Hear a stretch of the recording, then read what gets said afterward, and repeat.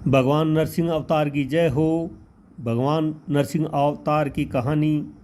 कश्यप नामक ऋषि एवं उनकी पत्नी दीति को दो पुत्र हुए, जिनमें से एक का नाम हिरण्याक्ष तथा दूसरे का नाम हिरण्याकश्यप था। हिरण्याक्ष को भगवान विष्णु ने पृथ्वी की रक्षा हेतु वराह रूप धरकर मार दिया था। अपने भाई की मृत्यु से दुखी और क्रोधित हिरण्याकश्यप ने भाई की मृत्यु का प्रतिशोध लेने के लिए अजय होने का संकल्प लिया। सहस्रों वर्षों तक उसने कठोर तप किया। उसकी तपस्या से प्रसन्न होकर ब्रह्मा जी ने उसे अजय होने का वरदान दिया। वरदान प्राप्त करके उसने स्वर्ग पर अधिकार कर लिया, लोकपालों को मारकर भगा दिया और स्वतः संपूर्ण लोकों का अधिपति हो गया। देवता निरुपाय हो गए थे। वे असुर हिरण्याकश्यप को किसी प्रकार से पराजित नहीं कर सकते थे। ब्रह्मा जी की हिरण्याकश्यप कठोर तपस्या करता है।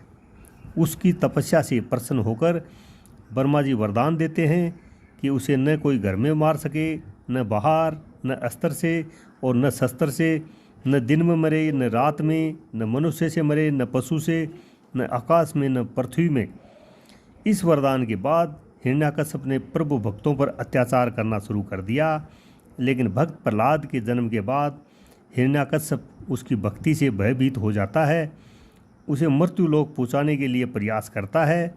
इसके बाद भगवान विष्णु भक्त प्रहलाद की रक्षा के लिए नरसिंह अवतार लेते हैं और हिरण्याकश्यप का वध कर देते हैं। भगवान नरसिंह में वे सभी लक्षण थे जो हिरण्याकश्यप के मृत्यु के वरदान को संतुष्ट करते थे। भगवान नरसिंह द्वारा हिरण्याकश्यप का नाश हुआ, किंतु एक और समस्या खड़ी हो गई।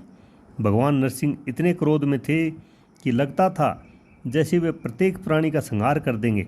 यहाँ तक कि स्वयं प्रहलाद भी उनके क्रोध को शांत करने में विफल रहे। सभी देवता भयभीत हो भगवान ब्रह्मा की शरण में गए। परम पिता ब्रह्मा उन्हें लेकर भगवान विष्णु के पास गए और उनसे प्रार्थना की कि वे अपने अवतार को क्रोध शांत कर ले, किंतु भगवान विष्णु ने ऐसा करने में अपनी असमर्थता जतलाई। भगवान विष्णु ने सबको भगवान शंकर के पास चलने की सलाह दी।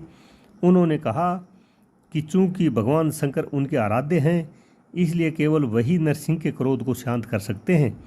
और कोई उपाय नहीं देखकर सभी भगवान शंकर के पास पहुँचे।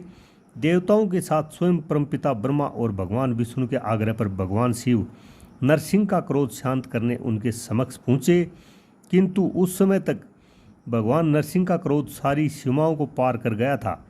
साक्षात भगवान शंकर को सामने देखकर भी उनका क्रोध शांत नहीं हुआ, बल्कि वे स्वयं भगवान शंकर पर आक्रमण करने के लिए दौड़े। उसी समय भगवान शंकर ने एक विकराल ऋषभ का रूप धारण किया और भगवान नरसिंह को अपनी पूंछ में लपेटकर खींचकर पाताल में ले गए। काफ़ी देर तक भगवान शंकर ने भगवान नरसिंह को वैसे ही अपने पूंछ में जकड़ कर रखा। अपनी सारी शक्तियों और प्रयासों के बाद भी भगवान नरसिंह उनकी पकड़ से छूटने में सफल नहीं हो पाए।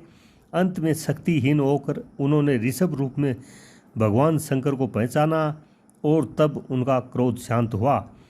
इसे देखकर भगवान ब्रह्मा और भगवान विष्णु के आग्रह पर ऋषभ रूपी भगवान शंकर ने उन्हें मुक्त कर दिया। इस प्रकार देवताओं और प्रहलाद के साथ साथ सभी सत्पात्रों को दो महान अवतारों के दर्शन हुए। इसी का एक बहुत ही सुंदर श्लोक है। ओम उग्रम वीरम महाविष्णुम ज्वलंतम सर्वतोमुखम नरसिंह भीषणम भद्रम मृत्युम नमाम्यहम्। हे क्रोध एवं सूरवीर महाविष्णु, तुम्हारी ज्वाला एवं ताप चतुर्दिक फैली हुई है। हे नरसिंह देव, तुम्हारा चेहरा सर्वव्यापी है। तुम मृत्यु के भी यम हो और मैं तुम्हारे समक्ष आत्मसमर्पण करता हूँ। यही श्लोक बहुत ही उत्तम एवं बहुत ही ज्ञानवर्धक श्लोक है। इस श्लोक के घर में करने पर बहुत ही सुख समृद्धि एवं वैभव की प्राप्ति होती है और इस कहानी को सुनने से भी बहुत से भौतिक सुखों का प्रबल उद्भव और बहुत ही अच्छा फल प्राप्त होता है। अगर दोस्तों कहानी अच्छी लगी है तो शेयर करें, लाइक करें, सब्सक्राइब करें। जय हो भगवान नरसिंह अवतार की, जय हो प्रहलाद की, जय श्री राम।